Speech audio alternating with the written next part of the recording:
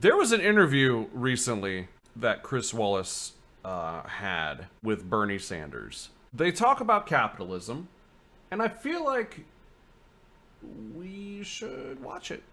You've got a small number of people in this country, Chris, who have enormous power over our political life and our economy.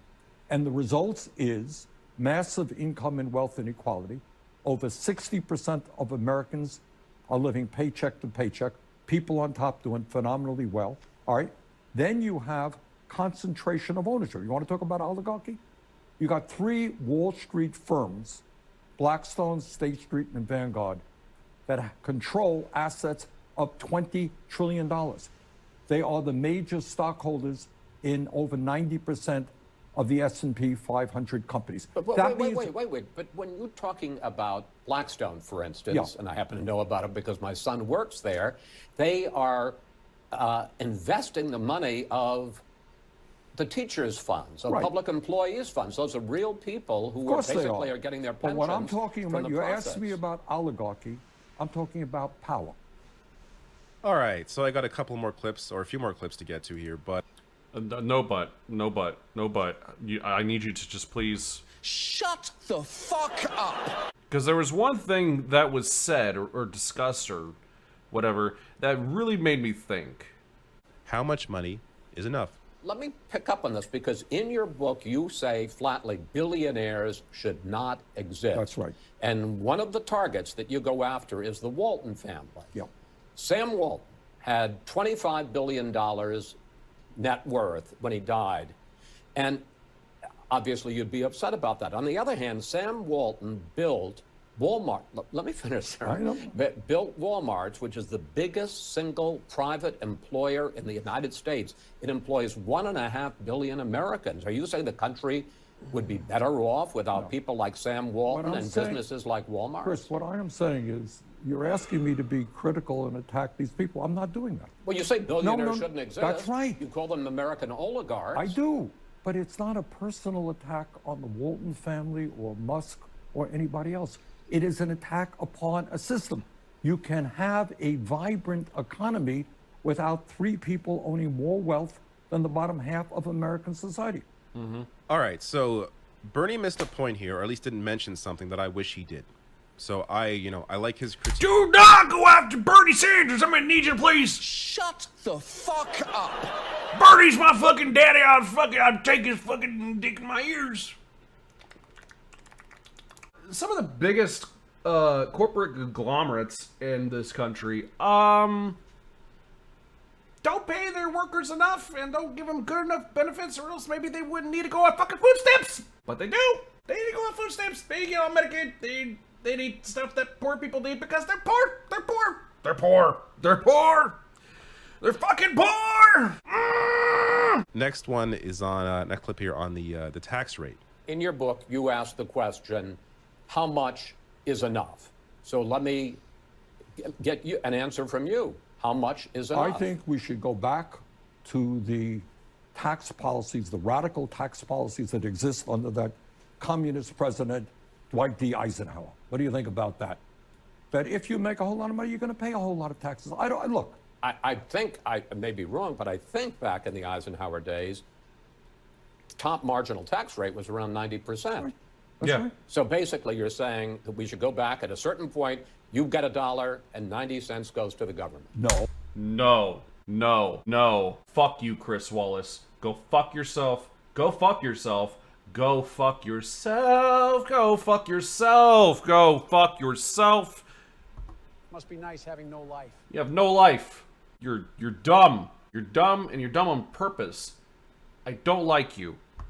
Suck my cock. I'll see you in court. You stupid fuck. You fucking imbecile. You absolute fucking dumbass. Holy shit. You stupid little bitch. Oh, that's not quite the way it works. It means that your top dollar at a certain level, it's not 90% of your entire income. Well, by the time you make it's 20 or $50 billion. It's the top. What a fucking liar, dude. What a fucking Weasley little liar, dude. He knows that that's not how it works. He knows. Yeah. So, like, I'm not a fucking econ major, okay? I haven't majored in fucking anything.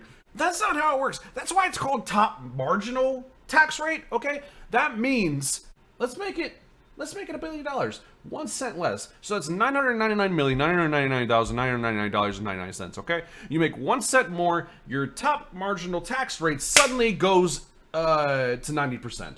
At that point, fine. We're talking 10 cents out of every dollar is mine, and everything else goes to the United States government, okay? Bitch, you have $1 billion. Suck a dick. Suck a big fat pulsating dick. Don't like it. I don't want you to like it. Like, I just, wow, like, for real. What a fucking liar, dude. For real. Thank you, Hassan. 90% of anything over 5 million. That means any dollar you make over $5 million is taxed at 90%. It doesn't mean that all of your money that you made is taxed at 90%. Just to be clear about what this means. Because there's always this intentional confusion put out there by conservatives about what this actually means. But the public is very clear on this. So most Democrats and Republicans who see too much inequality say government should raise taxes on the wealthy. Among those who say there is too much economic inequality, percentage saying that in order to address economic inequality in this country, the government should not raise taxes on the wealthiest of Americans. That's only 14% of all adults, 32% of Republicans, and 7% of Democrats. Meanwhile, raise taxes on the wealthiest Americans for all adults at 84% support. So here's the thing. We need to talk about slices of the pie. I hear this argument, especially from conservatives, but capitalists in general, people who believe in capitalism, that, you know, it's the greatest thing ever, we're at the end state of history. If you believe, for example, that immigrants take away our jobs, okay? If you believe that immigration is not good for our country, if you believe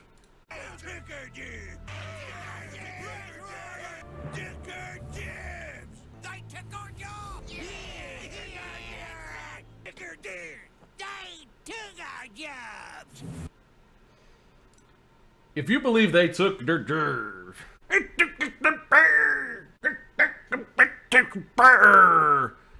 Shut the fuck up. because you don't know what the fuck you're talking about. Number one. Number two, let's just go with that, okay? If you think immigrants are taking your jobs, you most likely are coming at this discussion with that argument from the mindset of there's only so much to go around, right? At least that's what I would logically deduce. And that's what I've heard. That is the argument I've heard. Okay, all right, fine. So immigrants apparently come into the country, they took our jobs, and they take a slice of the pie, okay? And there's not enough pie to go around for everyone, especially if you just have open borders here and they just take our jobs. They take more than the size of the pie. And then, like, if you don't have, if they take more of the size of the pie, then that means no germs. The real concern is money. It's not jobs. It's money. That's the real concern here. That's a whole discussion. They took our germs. They took our money. They took the size of the pie. They took our money. They took our money. That's the concern. When it comes down to immigration, right? That's the big concern. Okay. So if that's your concern, and you believe in the slice of the pie theory, why not with billionaires? Why? Why not with billionaires? That makes no sense. Okay, so suddenly Elon Musk, Jeff Bezos, Bill Gates, and all of them, you know, the Walton family, the billionaire class, literally having the biggest slice of the fucking pie. No, they earned that. They could have that big slice of the pie. You know, it's fine. They could have it. It's fine. They took our German, took the size of the pie. No. There's an inconsistency here. You cannot believe in billionaires having billions of dollars and thus having the biggest slice of the pie is okay, and also believe that immigrants coming into the country and they took our trip, taking a slice of the pie, which is nowhere near the size of this slice of the pie, but their slice of the pie is not okay. And that suddenly they're taking away from you. They're not taking away from you. No. But these guys, they took our trip, they took our slice of the pie. No, that's not how it works. That's not how it works. So it's either one of two things. Either we don't let any immigrants in whatsoever. No more immigration. Period. No more billionaires. Ever again. Ever again. Ever again. Ever again. No immigration. And it's illegal to be a billionaire. You go to fucking prison. Or it's okay for billionaires to make as much money as they want. Open borders. And don't fucking bitch about it. They got the real slice of the pie. The biggest slice of the pie. They're just trying to make it. Open the borders. Oh, you don't... Hold on, bro. There's one of each you don't like here.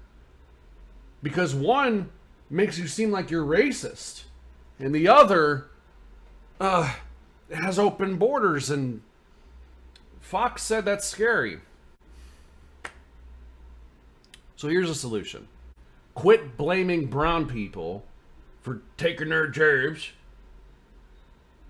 taking that slice of the pie, and instead look at who's got the biggest slice of the pie and realize that you've been defending your economic rapists all your life. You have been conditioned to blame the random brown guy from Mexico instead of blaming oligarchs who are literally keeping you fucking poor. Sell the houses to who, Ben? Fucking Aquaman? What can I say? What can I say?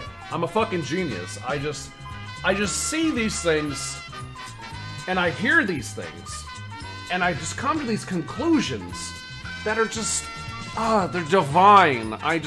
Oh wow. This is dumb. This is correct. And I say, go with the correct thing, right? Man, I don't know how I do it. I don't know how I do this thing where I just say just true things and just believe in true facts. It's almost like... Man, I'm hoarding all the girl cock and bussy in town. All of it. Hoarding all of it. Call me the Warren Buffett of queer shit. It's like I'm the Warren Buffett of queer shit. Greyecraft, you need to just... Shut the fuck up! We are so far removed from a 91% top marginal tax rate, but in practice, it was where the U.S. was the most equal in terms of wealth equality. Here's another thing real quick too, also, by the way. I recognize that correlation isn't always causation. I get that. But I find it interesting how the golden era of American economics, supposedly, one person, one household, one job, 40 hours in 1 week. A house, white picket fence, decent yard, car in the garage. Food, bills paid for, everything. There were other factors, GI bills and whatnot from World War II and, the military-industrial complex and yada, yada, yada. Okay, I get all that. But, statistically speaking, and as far as the data we have provided to us, the biggest contribution to why the golden era of American economics was indeed the golden era was because the top marginal tax rate, the corporate tax rate, was always hovering between 70% and 95 fucking percent. That's interesting.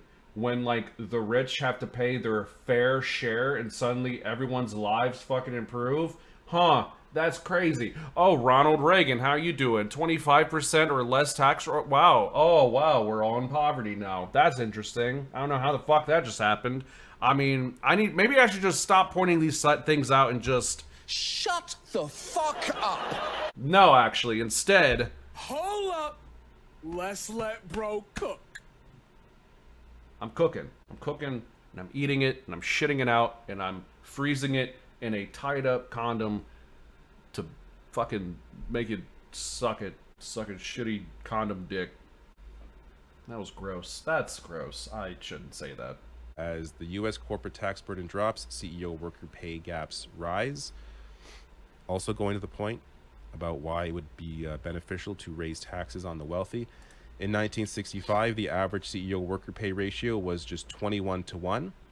By 95, the average CEO worker pay ratio had risen to 118 to 1. And by 2019, the average CEO worker pay ratio had risen to 320 to 1.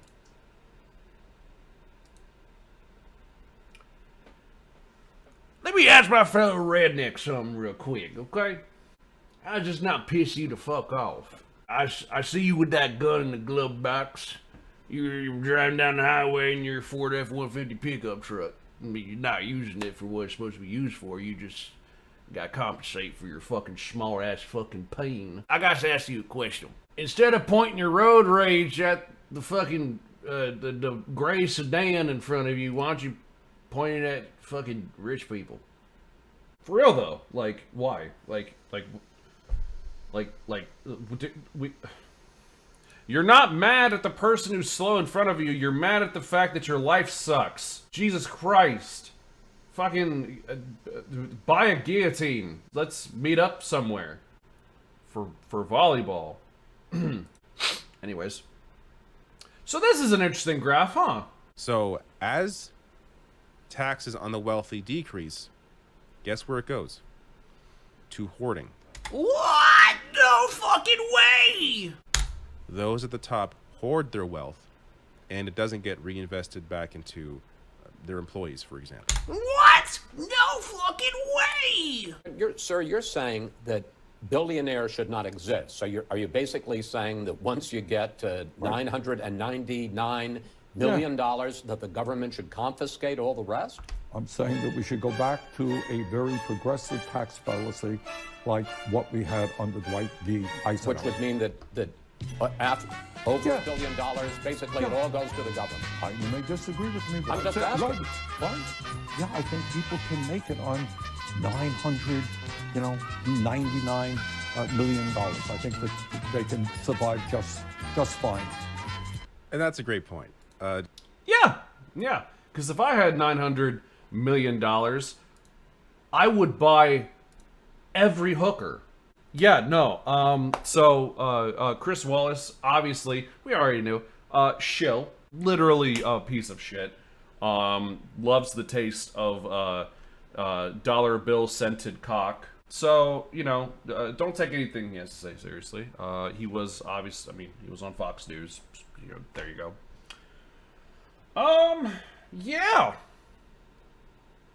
Yeah. So if you're gonna bitch about immigration, bitch about rich people too. You can't have it one way or the other. You can't use the slice of the pie thing because, that more so applies to the 1% than anyone else on the planet. So... Shut the fuck up!